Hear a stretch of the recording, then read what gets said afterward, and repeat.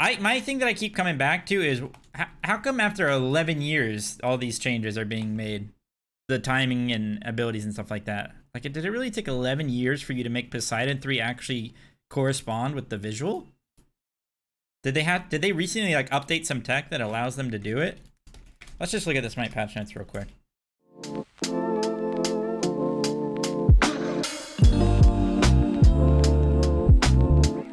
Some cool skins, yada yada, some changes. They put a Bold Demon King in the game, Bold Demon King, that spawns from 2 minutes until 15 minutes in the Fire Giant Pit. And basically what this thing does is it allows you to see wards after you kill it, and it's also global gold and XP.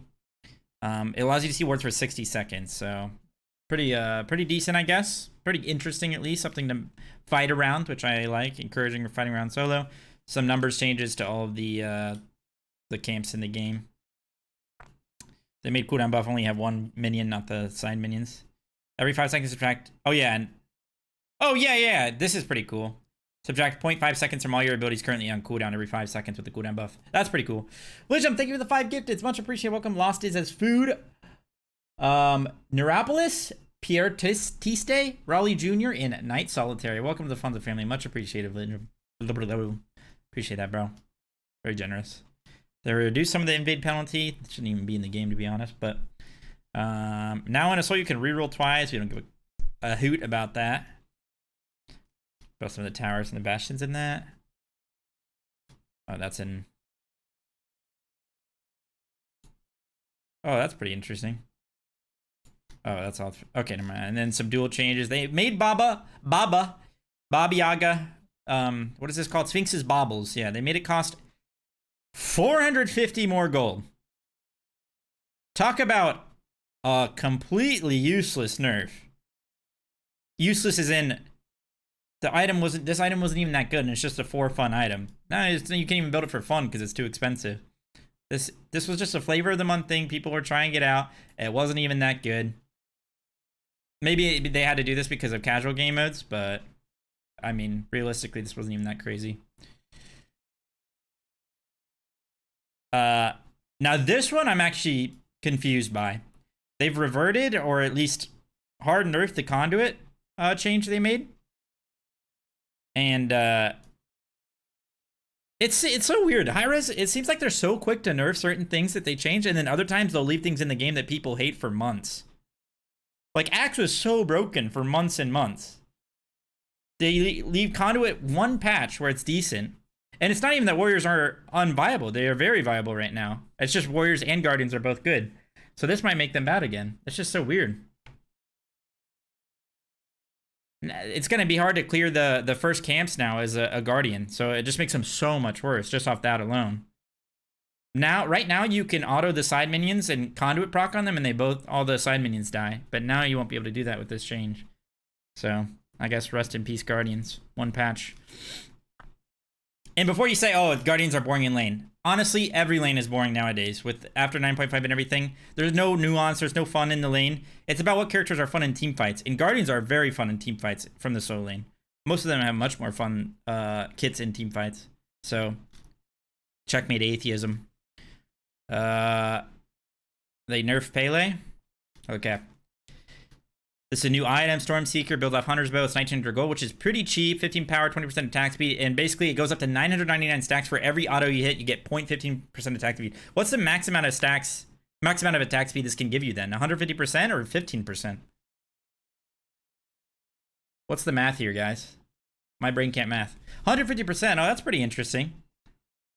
I don't know if, you have to hit an enemy god, of course. I wonder how likely it is to get even like half of those stacks in a real game, an actual game. Pretty cool though. That's just like a fun addition to the game.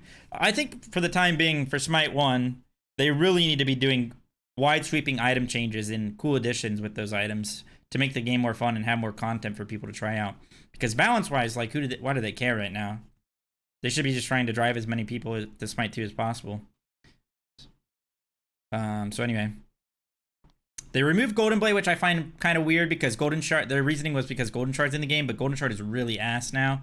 So, but they've added this instead. It's called Equinox, 25 power, 200 gold, 25 power, 20% attack speed, 7% movement speed. This is a really good auto attack item just based off base stats alone and with the cost of it. But when you hit an enemy with a basic attack from the front, you heal for 2 plus 1 per health per level. Plus 1 per level. It's any enemy, by the way. So that's actually minions as well. You can heal a lot off minion waves. Doubled against gods, which is quite a bit as well.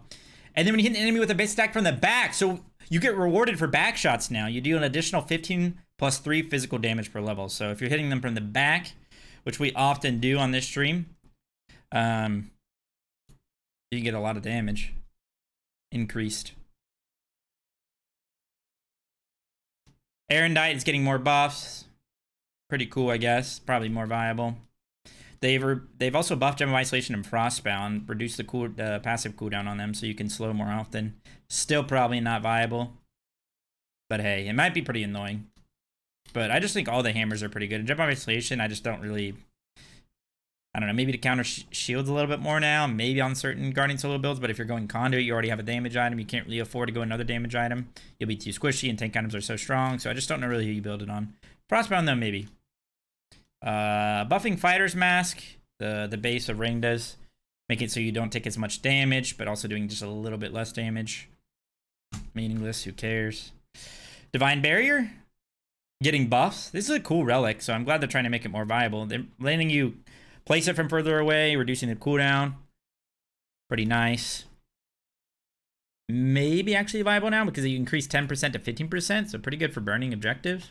And there's a new objective. 30-second cooldown with Relic Dagger. Sheesh. True, Horrific is still broken, so it's hard to even fit in the build. They increase vision radius of Vision Shard. And also buffed Wing Shards, so making some of the shards a little bit more viable, which, I mean, like I said, Golden Shard's actually pretty bad now, so I think people are still default buying when they probably shouldn't. So, maybe more viable. They're buffing Izanami, just some small number changes. Meh. Not really fun. Some pretty significant Yu Hong changes, actually. Stack time is being decreased. They're also increasing the burn damage per tick. Everything, just a lot more damage. So, people...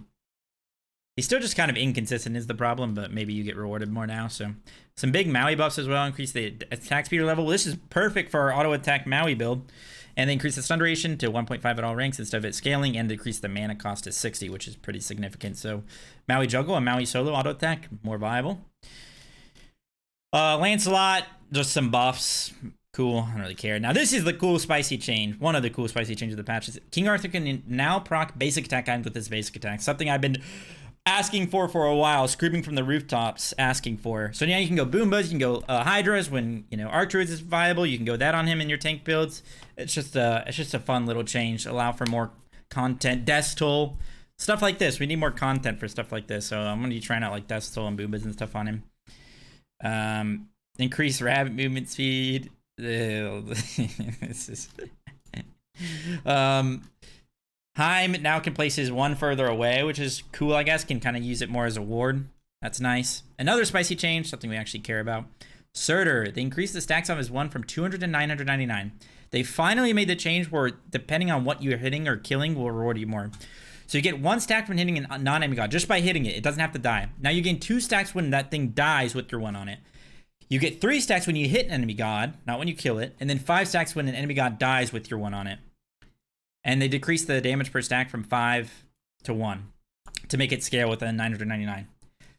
So really cool change. Just give you a mini game to work for throughout the entire game. Different reward system based on how who you're hitting. Really cool. Definitely one of the things we want to try. Nut, you can now cancel your ability.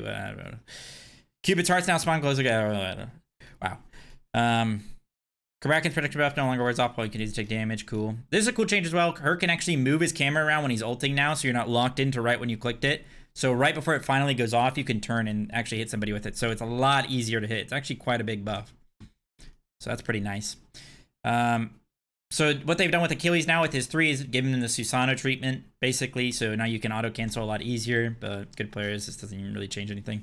And they've done a bunch of ability timing passes. So... You know the thing before where they were like, so Poseidon 3, when you place it, it wouldn't cripple them right away and you could jump, even though it didn't match the visual effects of the ability going on the ground. They changed that in the previous patch, or one of the previous patches, so it actually goes off a little bit more in tune with the visual effects. Now they're just doing this with a bunch of abilities, just matching visual effects with actual usages of the ability. Like, look how many they're doing it for. Now, this is all cool and all, but I would argue this is 11 years late. And I'd also say it makes you wonder if all of these items needed this cleaning up. How come we couldn't have done this throughout the 11 years of this game being played? Because I mean, now we're just waiting for Smite 2, so. But it's, you know, it's still cool and still nice. It does ruin your muscle memory a little bit as far as like timing of abilities. So yeah. But yeah, that's the patch. PTS should be done. So let's get in there.